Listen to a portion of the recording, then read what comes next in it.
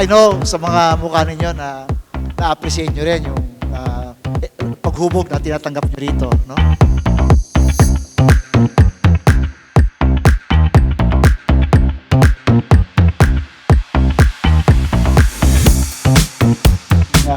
Lalawigan ay makikinabang sa kasanayang makukuha natin dito sa Dualtec at hindi lamang yung kasanayan kundi yung kinabukasan na matutulungan dahil tayo ay nagsanay.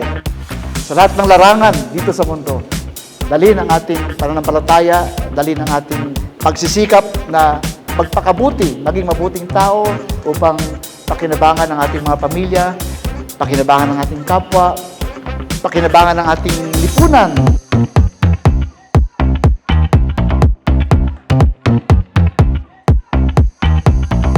Ibig sabihin ng SPS, serbisyo, progreso, at sambayanan.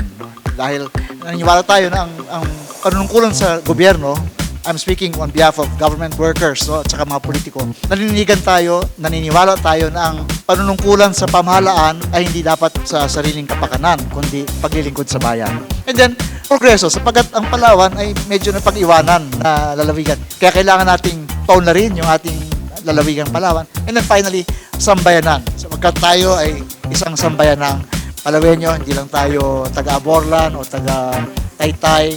Lahat tayo, isipin natin na tayo ay Palawenyo. Be happy here.